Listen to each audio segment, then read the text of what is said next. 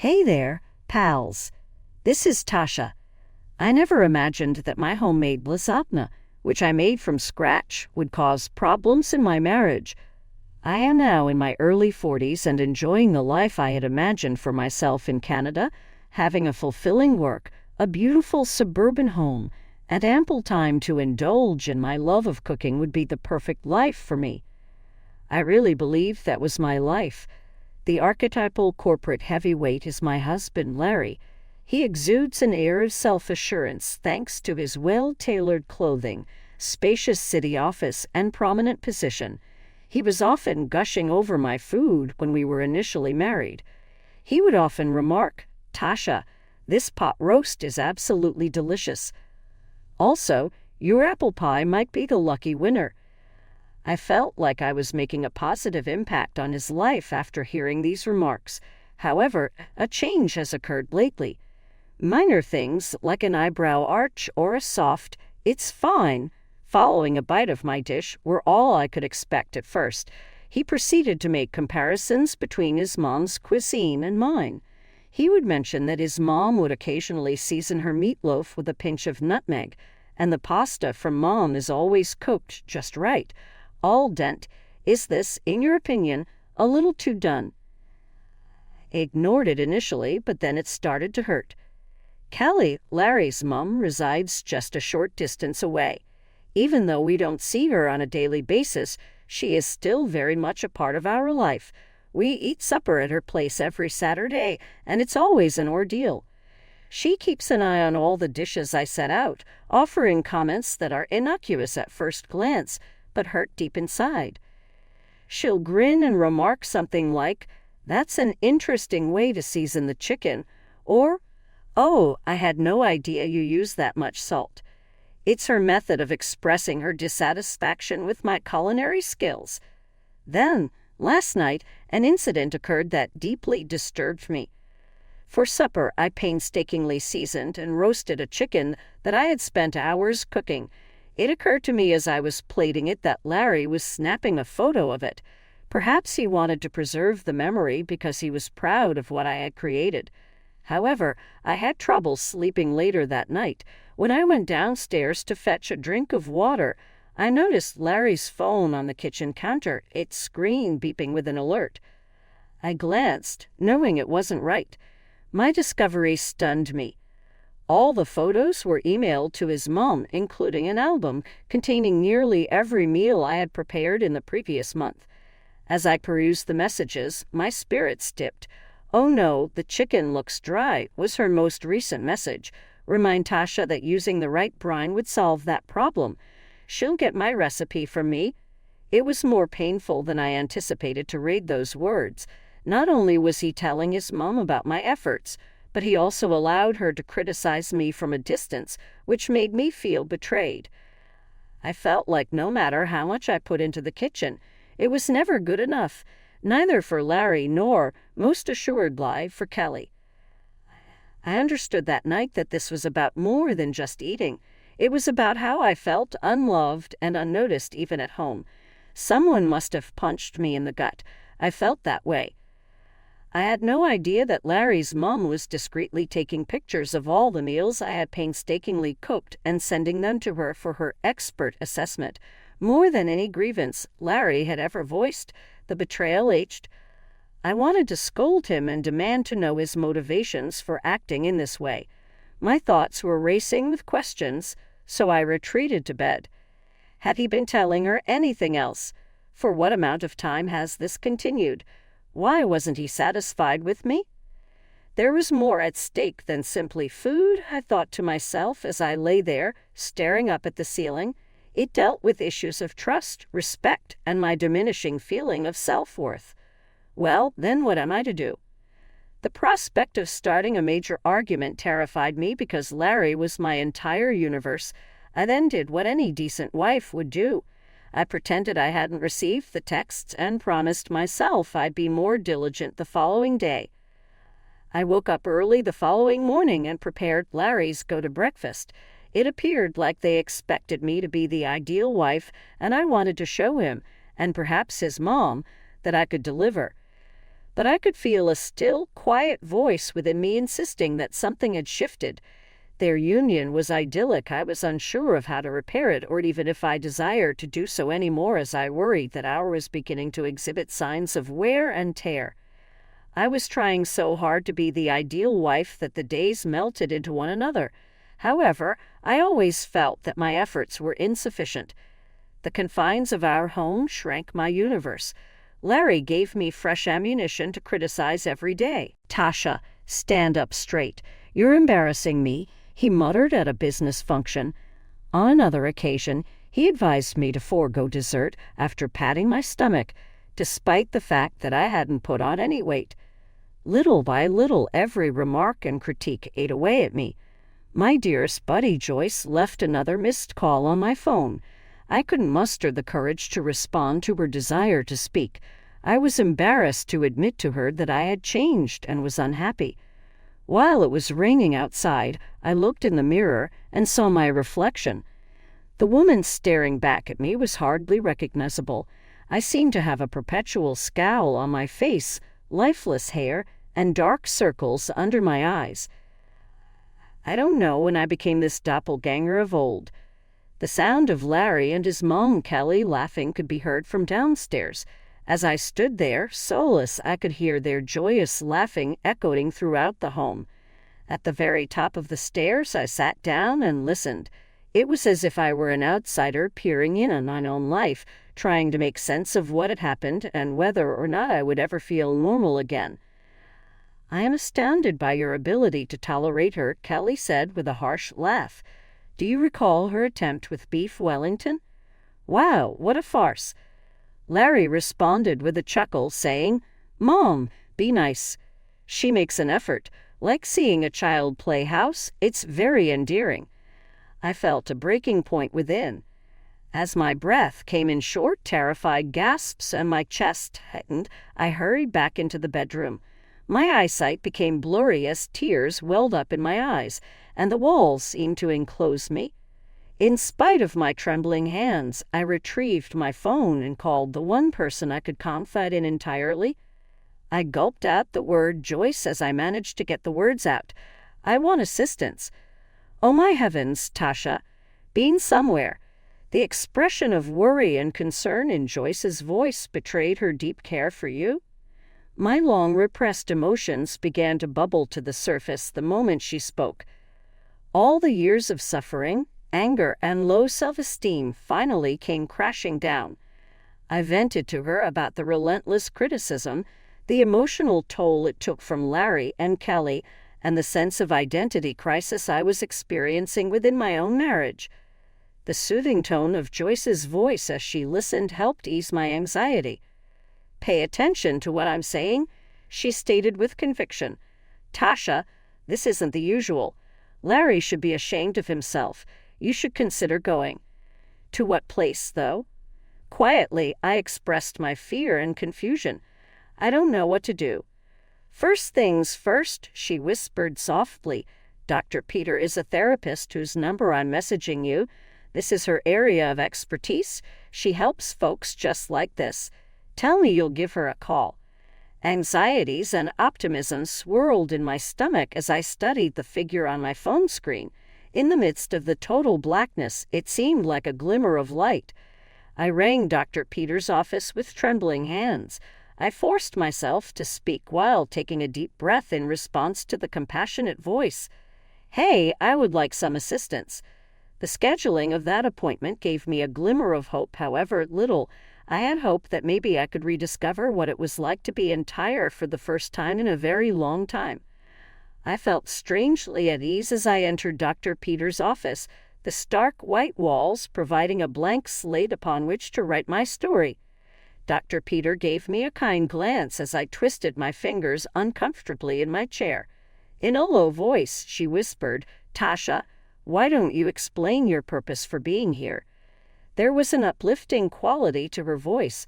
I started to let go of all the baggage I had been carrying, including hurt, manipulation, and self-doubt, as time went on.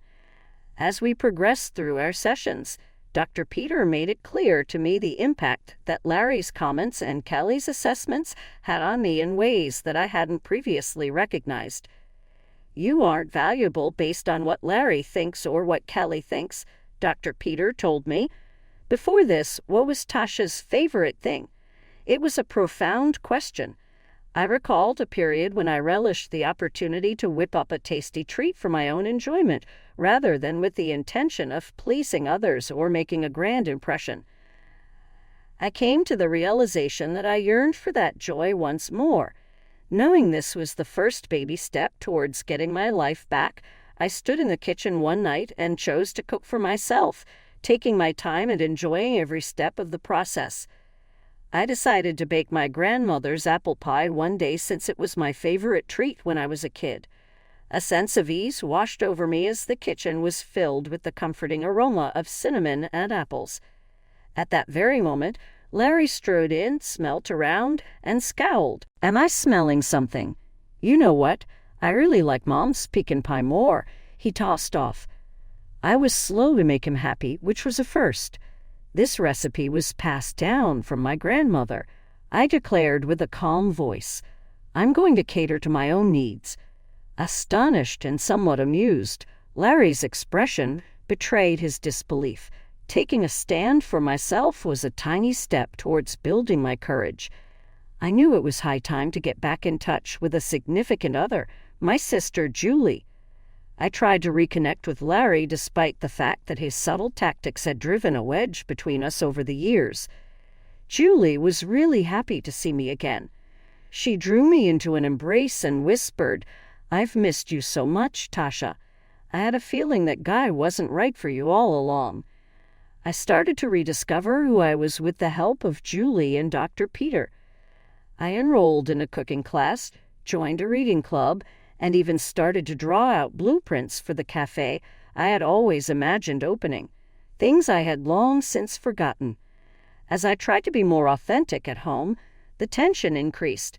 Larry began to lose his cool and composure. He lost it one night when I refused to back out of our arrangements with Julie. "When did you start responding to me?" Because I remembered that I am a human being and not a puppet, I met his gaze and said, "Since I remembered that." We were both taken aback by the statements, but I felt more empowered than before. On wet Thursday, the last straw finally broke. Bringing lunch to Larry's office was my plan to surprise him. Maybe if we could only get back together, we could finally be at peace. However, on my way to his office, I overheard a woman's voice exclaim, "Oh, Larry, you're so bad," followed by muted laughing. "If your little wifey knew, what would she say?" As soon as I opened the door, I felt my heart drop. Janet, a woman from a competing company, got entangled with Larry. "Whoa, Tasha." Larry sprang to his feet, his cheeks flushing. "This doesn't appear to be what it is. Let me clarify." I preferred not to hear any further justifications, though. Excuses were no longer an option. With my pulse pounding from adrenaline, I pivoted and made my way out. I had filed for a divorce and was ready for him when he returned home that night. "Explain it to me," he wheezed. "Freedom," I responded gently, "for our sakes." A look of wrath crossed his face. "You're going to need me to stay alive. You are insignificant." Recalling the value I had restored to myself during treatment and the encouragement of individuals who genuinely cared for me, I remained steadfast. A hard "No, Larry," came out of my mouth. It's all about me, and I should begin acting accordingly immediately. In the midst of preparing to leave, I came across the blueprints for the cafe I had always imagined. After years of being under Larry's thumb, the reins of my destiny were now in my hands. Stepping out of that house with confidence, I bid farewell to the shy Tasha I had always imagined for myself and welcomed the life of my true self. I felt like a new person the day I signed the divorce papers. I didn't turn around. I just kept walking away, leaving Larry's face betraying a combination of bewilderment and wrath.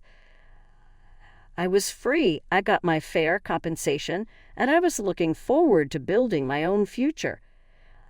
I felt a mix of nerves and excitement on the day my cafe, Tashas Haven, opened to the public. I sat and watched as the first customers trickled in, their breath heavy with the aroma of baking pastries. Watching the joy on their cheeks as they savored each bite assuaged my anxieties. My little cafe, Tashas Haven, quickly gained a reputation for excellence.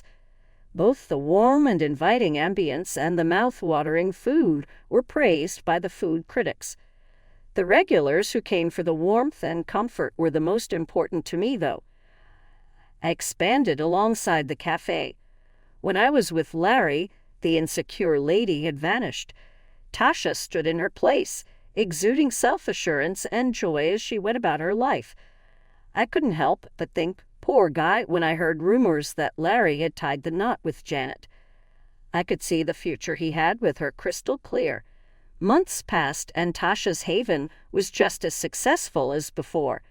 Then, on a wet afternoon, an ungainly, shaky figure waltzed into the cafe. Realizing it was Larry took some time. He reeked of cheap alcohol and was drenched in his own perspiration. A slur and a trembling voice told Tasha, "You must assist me." Janet, she made off with it all. In between sobs and coughs, he broke down how Janet had conned him out of his money and company shares. She had departed, and he was devastated. "I am at my wits' end, Tasha," he pleaded. As I beheld the guy who had once wielded such power over me, I experienced an unusual blend of sorrow and contentment. "I apologize, Larry," I responded with a composed tone, "but I am no longer responsible for your troubles." Kelly strode in at that exact moment as if by magic. A look of despair changed her normally arrogant demeanor. "I beg you, Tasha, my dear, surely you can spare a little something. We are related ultimately." I felt lighter than before, and I couldn't help but chuckle. "What about family?" I shook my head in disapproval. "You two made it very obvious that I was never worthy of family status. Kindly depart. My customers are being agitated by you." Feeling discouraged, Larry and Kelly trudged out into the rain. A burden was lifted from my shoulders as they departed. It felt like the final knot in my previous existence had finally come undone. Feeling completely liberated, I unlocked the doors of Tashas Haven the following morning. A life reborn, one brimming with happiness, meaning, and dignity, that was mine to create. The door to the future was now open, and I was ready to welcome it after I had fully released the past. One morning, I was shocked to learn that Tashas Haven had been chosen the best cafe in town in the newspaper. I was almost unable to believe it. It was amazing how my modest cafe had grown into a beloved and revered spot. Realizing that this moment was the culmination of my efforts and the changes I had undergone was an awesome sensation. Joyce, Julie, and other amazing friends I had made along the road were among my invitees for the celebration. Everyone was so happy and laughing when we arrived at the cafe. Everyone was really thrilled for me as we swapped stories. Witnessing my pals savoring the environment I had painstakingly constructed warmed my heart. As we raised a glass to Tashas Haven, the aroma of freshly baked pastries and coffee permeated the room. Looking out the window, I caught sight of a figure outside at a certain moment.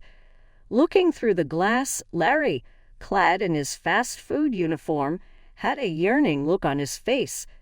Perhaps he was thinking back on the life he had led and the joy he had abandoned as he stood there and observed us. Seeing the happiness and achievement he had lost brought a pang of grief to his eyes. Our gazes locked for an instant before he averted his eyes and vanished into the throng. A stark reminder of how drastically things had changed was seeing Larry in that state. It got me thinking about how our decisions impact our life. I had made up my mind, and Larry had already made up his. Arriving here wasn't a picnic, though. I had endured a great deal of difficulty, uncertainty, and suffering. Despite everything, I am now one step closer to living the life of contentment, autonomy, and fulfillment that I had always dreamed of. After learning of Larry's treachery, What actions would you have taken if you were in my position? Would you have gone after him right away, expressing your hurt and fury? Contrarily, would you have waited until you were prepared to regain control of your life before deciding what to do next? This is a difficult question with no simple solution. But I think we can learn from one another if we share our stories and experiences. While we are all on our own paths, it is often helpful to learn about the decisions made by others in order to gain insight or strength. Leave a comment with your views if Tasha's story touches you. Is this something you've encountered before? Please tell me how you dealt with it or what advice you would give to someone going through the same thing. What you've been through is important, and sharing your story could encourage or uplift someone else who is also struggling. If you found Tasha's story inspiring and would like to hear more about people who have overcome obstacles and found happiness, then please subscribe and hit the like button. One person's story can change the world, and yours could be the one that gives someone else hope. Your presence on this path is greatly appreciated. Let us continue to uplift one another and discover resilience in our individual journeys.